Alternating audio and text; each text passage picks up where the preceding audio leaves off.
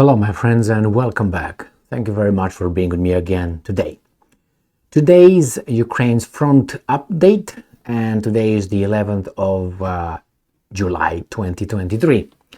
I will have, as always, the same articles to discuss, which is Ukrinform, giving us the Ukrainian view and update on the front, and I will have Sputnik giving us the Russian view and summary update of the front in a form of a map. The other ones give it to us, in a different format. So let's start with the Ukrainians. Ukrinform today, 11th of July 2023. Heavy fighting continues in Kupiansk, Lyman, Bakhmut, Avdiivka, Marinka sectors, with 17 combat engagements recorded there within the last day.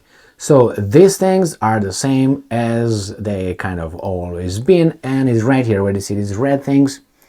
So this is Kupiansk right here, and then you go here to Lyman, which is south, and then you go here to Bakhmut, then you go to Avdiivka, and then you go to Marinka. So this is where the Ukrainians say the whole thing occurs, which the Russians seem to confirm. So let's go back to the Ukrainians. According to the Post, the Russian invaders are concentrating their main efforts on the said sectors, the ones right there. Throughout the day, Russian forces attacked Ukraine with Iranian-made Shahid attack drones. A total of 28 kamikaze drones were used. Ukrainian air defenses destroyed 26 attack UAVs and 2 Zala reconnaissance drones. The enemy also launched 54 airstrikes and used multiple rocket launchers 38 times against the positions of the Ukrainian armed forces and populated localities. Damage to infrastructure and civilian casualties were recorded. Okay, I usually avoid that because they both say it. Okay, so let's see what do we have here. I'm trying to avoid too much propaganda here. Alright, during the day, the aviation of the defense forces made 14 strikes on the areas of concentration of personnel, weapons and military equipment, and 3 on the enemy's anti-aircraft missile systems. Throughout the day, Ukrainian rocket and artillery units hit 3 command posts, 10 artillery pieces, an air defense system, and an enemy electronic warfare station. Alright, so this is just the beginning of the update. The Ukrainians were very vague in their update today, stingy, but here is the Russians. We're going to use the Russians today more than we usually use it, and we're going to go to explaining what the different color of the bullets represent. The blue ones are Ukrainians shelling the Russian positions. The red bullets are Russians conducting shelling operations, attacks on the Ukrainian positions. We have a little bullets here with a military. It's usually when they say thwart a reconnaissance unit or sabotage unit. Then we have the yellow bullets. Yellow bullets are, if it's like that, it's in a form of a missile. There is the Russian claiming that they downed a drone or 2 or 3, and if that looks like an airplane, that means they destroyed a helicopter or an airplane, like down here. And finally, the black AK-47s here, the Kalashnikovs. This is where, according to the Russians, the ground troops met and they exchanged fire.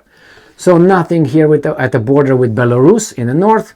Here, some bombardments, some attacks only by the Ukrainians, according to the Russians. I'm not going to read them because if I push like that, they're going to tell us what's over there. Usually, they tell us about the Ukrainians attacking villages and destroying no casualties or damaged houses. So I'm not going to read all this. The same the Ukrainians are doing in their little update. Let's see what the Russians are claiming here by Kupiansk. So here is the Zapad battle group hammered Ukrainian troops and military equipment using operational, tactical and army aviation as well as artillery strikes.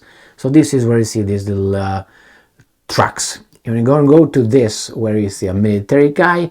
Russian forces defeated Ukrainian troops They also thwarted the activities of Ukrainian sabotage and reconnaissance group. I already know what to expect. Here, drones probably downed.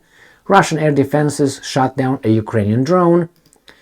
The same thing and the same thing. And here, by Lyman, the center battle group successfully repelled all attacks by Ukrainian troops using air and artillery strikes.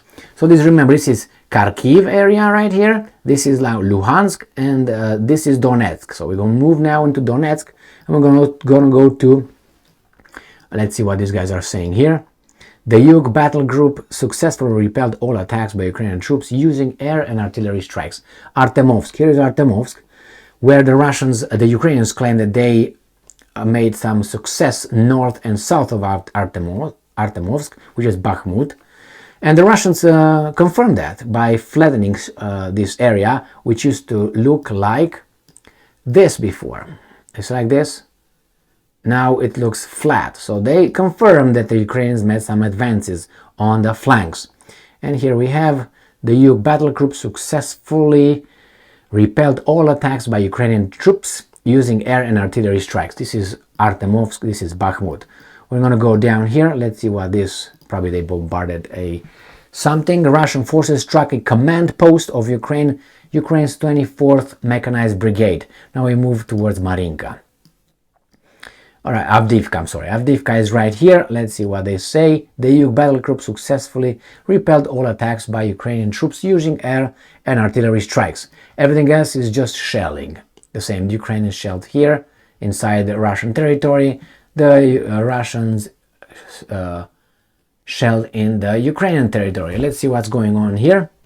The Yug battle group, the same thing. And this is Marinka right here. So this is the area of Marinka. Then we move a little bit towards Zaporozhye, and here we have Vuhledar or Uhledar and Shakhtarsk direction. Here, the same. Let's see what happened here.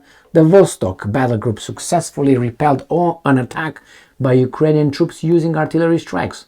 The Kiev regime's troops were dispersed and driven back to their original positions. So the counteroffensive is in full swing. Not very successful. Probably here 2 drones and a shelling of a city. Russian air defenses shot down a Ukrainian drone. The same thing here. Now, the Russians bombarded something, so hammered Ukrainian troops. This is in Zaporozhye. So Zaporozhye is right here. And here is the Energodar, where the Zaporozhye nuclear power plant is located. That area. So, let's see what's here. So flamethrower systems and artillery strikes they used to disperse the Ukrainians. And here, Russian forces struck a command post of Ukraine's 65th Mechanized Brigade.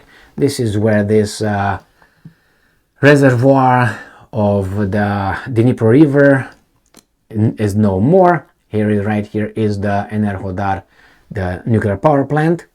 And here is where the Kakhovka bridge was, the dam that was destroyed by we don't know yet whom.